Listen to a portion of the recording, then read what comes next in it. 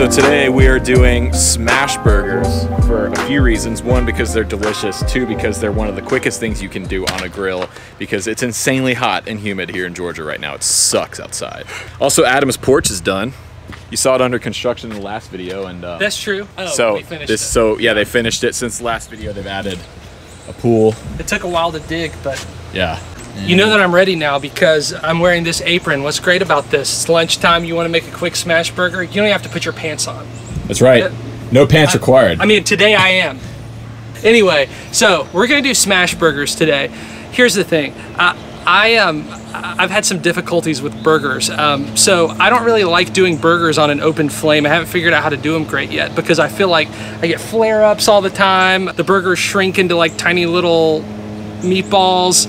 I love doing smash burgers. They take 2 seconds to grill. There's no time, and they turn out, they're like perfectly crispy on the outside, juicy on the inside because they sit in their juices, and they're just awesome. So that's what we're gonna make today. And you do a double, you know, for the big kids, single for the little kids. It's simple. I'll show you how to do it. But we've got, we're using our big green egg today, but what's cool is you don't have to use a big green egg. You can use a skillet inside. You can use your gas grill. What I've done here is I have this little griddle here. So the company's actually called Little Griddle. This is the Kettle Q, their model, and I've got the grill preheated to about 400 degrees. So there's nothing special about the charcoal today. This is just the griddle that I have. So I've got the charcoal lid under here, but I'm gonna say it doesn't affect the flavor at all. So you can do this on whatever you have. And these things are inexpensive too. You know, 50 bucks or something, you can get a griddle and make awesome burgers at home. Hashtag sponsorship. That's right, Little Griddle. You have 36 hours. All right, so I just ran over to my favorite butcher shop in town. If you live in the Atlanta area, Patton's Meat Market, picked up a few pounds of ground chuck. Yeah, so I picked ground chuck because there's a little bit more fat than like ground sirloin. So typically ground chuck, there's gonna be like a 80-20 meat to fat ratio in ground chuck, and it's more like a 90%, 10% fat in a sirloin. So I like a little bit of fat in the burger. Now for me, the reason that I like smash burgers regular than normal burgers is because when you smash the burger down on the griddle, like you're gonna see Adam do in a second, what happens is it forms all of these like nooks and crannies on the edge of the patty.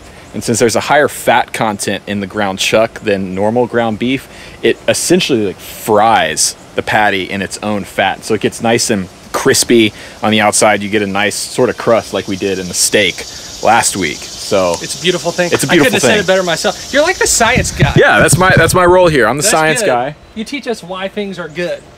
That's awesome. I received that. For these smash burger patties, so here's our ground chuck. Kind of looks like a brain, huh?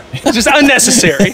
All right, so we're gonna use little 3-ounce patties. So I'm just gonna make little balls. I'll show you why in a minute. So we're gonna pick off. If I were smart, I'd wear gloves because don't you love touching ground beef? But better than touching raw chicken. I think you're right about that. Yeah. So let's see here.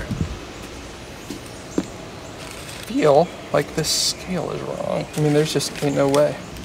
Oh, I'm supposed to be on ounces. All right, there's 3 ounces. You really don't want to press these in too much either. You don't want to just smash them to death before. Just kind of lightly pack it, and makes a, it's a little bigger than a golf ball. Little 3-ounce patty. If you got a scale, great. If not, what do you say? What sports ball is that closest to? A little bigger than a golf ball, smaller than a baseball. For sure. How big is a cricket ball? That's a great question. Is that cricket ball size? I have no idea. Somebody comment below. Yeah, our British fans, do we have any of those? Not yet. Do they play this in England? There's 3 ounces, set it there. We're gonna make 3 burgers today. So we're gonna do 3 double patties. So I can count, I promise. We need some more. Okay. I'm gonna make some more. Sure. I like wearing the apron with these because you do get like grease flying at you. Well, and it goes with your whole fry cook aesthetic. Cool. So now we're gonna season these things. So I like now we're about to season the burgers, and I like a really good crust on these, and the rub that you use helps. So we're gonna use, you see me use this a lot, but 441 South Fat Henry's Classic Rub. It's awesome. It works great on these burgers. So still not endorsed. Still not. Would love to be. Would love to be Kevin. You have 36 hours. Don't need a ton, but pretty good bit.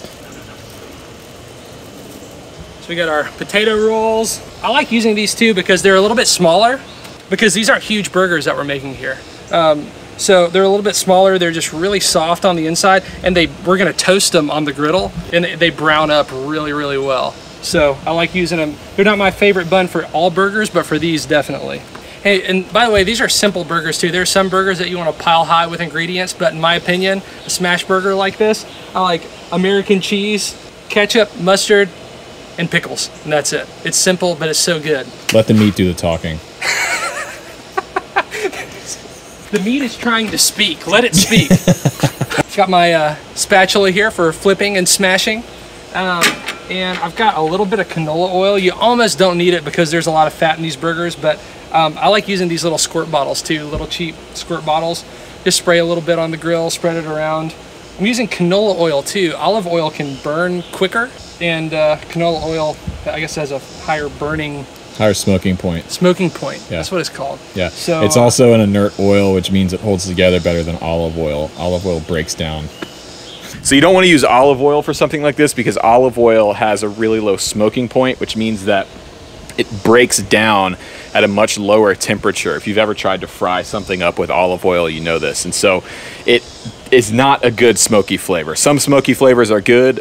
Broken down smoked olive oil tastes like garbage. And it burns all over the griddle too. Burns all over the griddle, makes a mess, and it'll make your burgers taste like crap. So use like a vegetable oil, a canola oil, a peanut oil, something that is inert, has a really high smoking point. They say grapeseed is a good one. Yeah, grapeseed's a good one. I don't have that kind of money. No, grapeseed's a good one if you want to season cast iron though. It's a good one to season your cast iron with. We should do an episode on that. We should do an episode on that. All right, so here we go. Ready? Yep. This is gonna be fast. All right. By the way, we're at about 400 degrees right now. That's good. Between 350 and 400 is good. If you let this thing get way too hot, you're gonna burn, you're gonna stick. So we're gonna keep it around 400 degrees. Just gonna squirt a little oil on here. All right, kind of spread it around a little bit.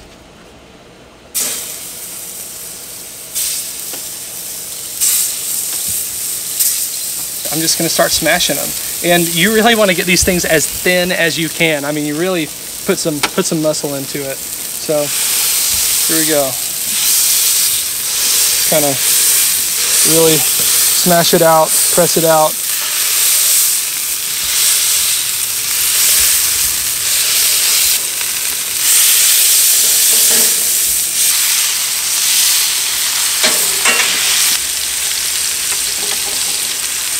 All right, so we've only been on like a minute and a half. This goes by really fast. But you can kind of be the judge and just fork going, see what looks good to you. But you kind of see it started to brown up a little bit, so it picks up easy. So we're gonna flip them.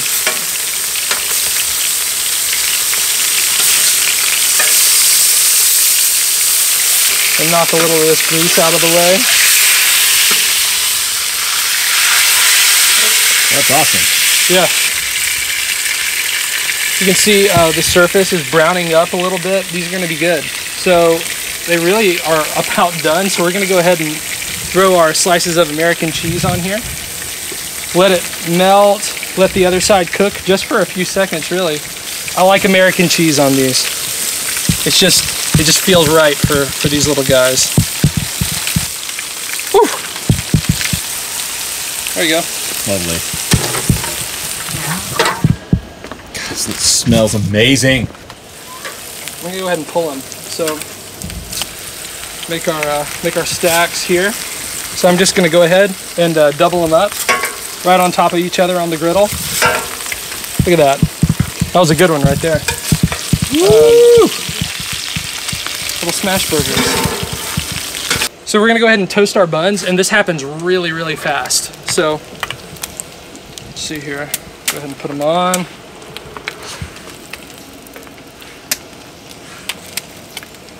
Just gonna wait for these to toast up. I mean, really just seconds. 20 seconds, we'll flip them. Mm-hmm. We just wanted to get browned and crisped up just a little bit. All right, look at that. Starting to get a good brown on it. I love that. We'll go ahead and put our burgers on the bottom part of the... We'll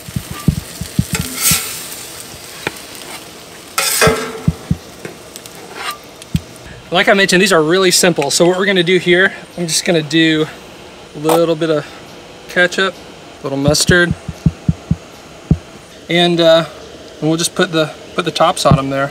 So, show you what it looks like on the inside there. This is just an awesome little burger. It's juicy, it's got a nice crust on it, cheese is melted, browned the bun. That's about a perfect burger right there. It's hard to beat, it's hard to mess up. Takes about 2 or 3 minutes. This one's mine. I like the pickle. It's still really hot. I'm gonna go for it. Oh yeah. What do you think? Oh my God. You should do this for a living, dude. I used to wonder why burgers I made at home were never good.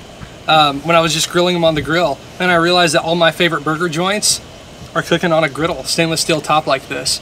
It's just the way to do it. That's the way to do it. All the fat stays, you know, in the burger. It crisps up nice. It's really tender. You don't have to worry about people going, I like my burger medium or whatever. It's just a really juicy, well done burger. Okay, so that's how you make smash burgers. Thanks for watching. If you haven't done so already, please leave a like and a comment below this video. And if you want to stay up to date on all of the Eat Stuff videos that are coming out weekly, be sure to subscribe down below. Thanks for watching. Yeah, I feel like we need a sign off, but whatever, that'll work. Yeah. The meat speaks for itself.